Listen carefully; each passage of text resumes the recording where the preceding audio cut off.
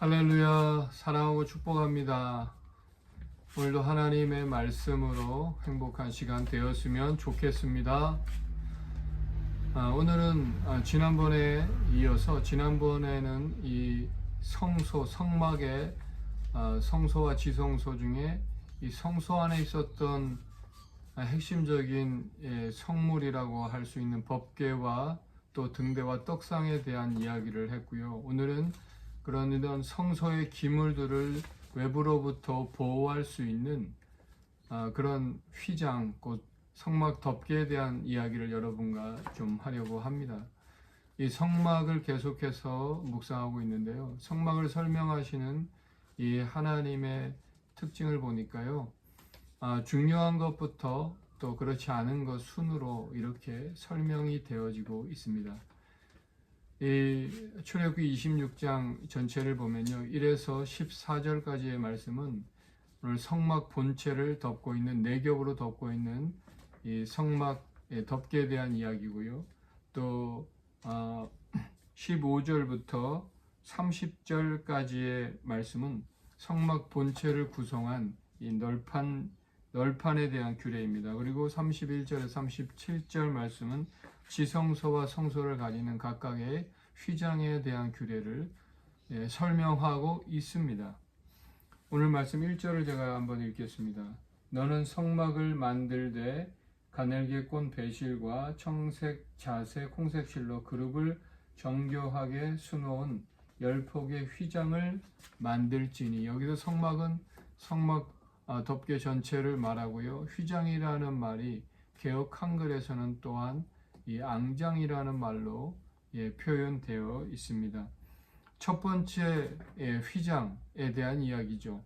청색, 자색, 홍색 실 그리고 가늘게 꼰 배실로 만들어졌습니다. 염색업이 발달되지 않은 그 당시에 이러한 실들은 비싸게 거래가 되었을 것입니다.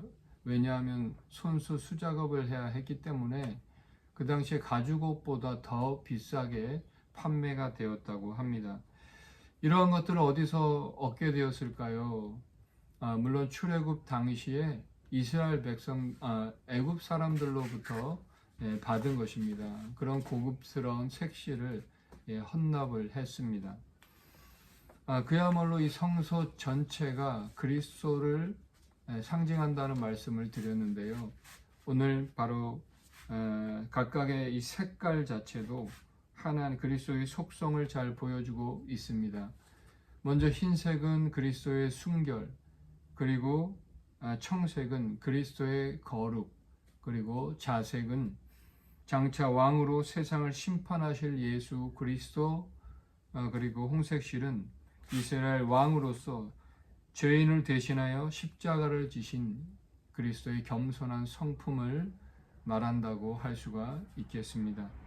이 청색, 자색, 홍색 실과 가늘게 꼰 이 배실로 꾸며진 이 첫 번째 휘장은 성막 내부에 있기 때문에 그 안으로 들어가야 볼 수가 있습니다. 그래서 가장 좋은 천으로 화려하고 아름답게 수놓아진 것으로 유명하고요. 거기에는 또한 그룹들, 다른 말로 천사들이 그려져 있다라는 것입니다. 온갖 귀한 금으로 또 아름다운 장식으로 꾸며진 이 성소 안의 모습은 그야말로 아름답기 그지없다고 할 수 있을 것입니다. 그런데 반면에 세 번째, 네 번째 바로 꿈의 새 휘장인 수양과 또 해달의 가죽으로 만들어진 그런 휘장은 비와 폭풍 그리고 더위와 추위에 직접 대면해야 했기 때문에 노출되는 부분이었기 때문에 질기고 튼튼한 것으로 만들어졌고요. 이 바깥으로 갈수록 겉보기에는 화려하지도 근사하지도 않고 평범하고 수수했습니다. 결국 이 잘 꾸며진 성막 내부와 차이가 있다라는 것인데요. 사람은 이 멋지게 꾸몄으면 겉으로 보이고 자랑하고 싶어 한다는 것인데요. 하나님은 그렇지 않습니다. 그러므로 우리 하나님은 겉으로 보이는 부분보다는 내면을 더 중요하게 여기심을 알 수가 있습니다. 예수님이 그러하셨습니다. 외모는 흠모할 것이 없다고 말씀하셨지만 예수님은 누구보다도 내면이 아름다우신 분이었습니다. 온유하고 겸손한 분이셨습니다. 이스라엘 왕으로 기름 붓기 위해서 이새의 집을 찾아간 사무엘이 자신 앞에 다가오는 첫째 아들 엘리압을 보며 기름을 부으려고 했습니다.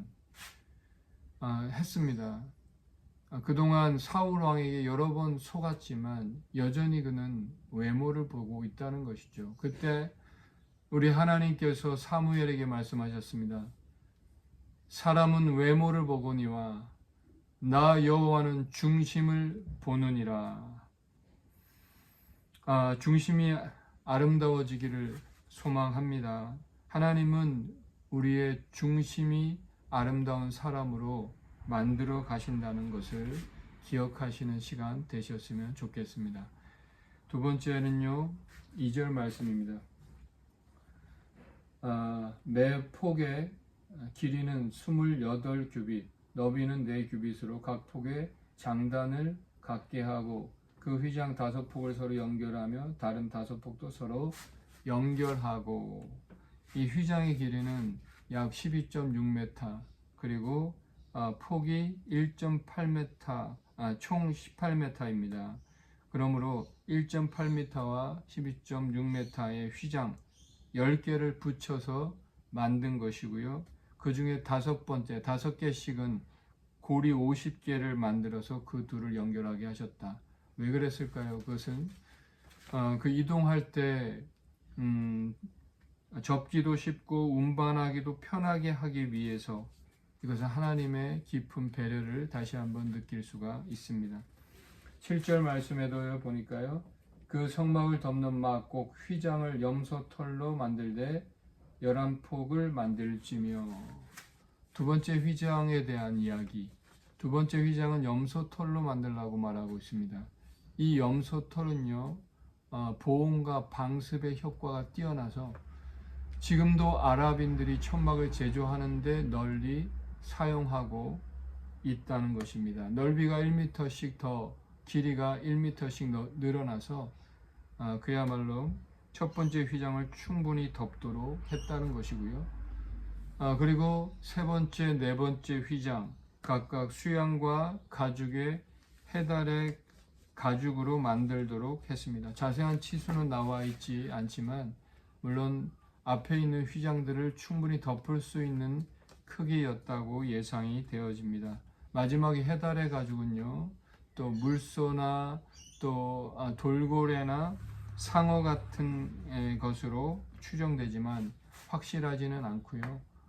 다만 분명한 것은 바다 짐승 가운데 하나 정도로 알려져 있습니다. 이 해달의 가죽은 지금까지 소가죽 다음으로 신발을 만드는데 가장 많이 사용되는 재료입니다.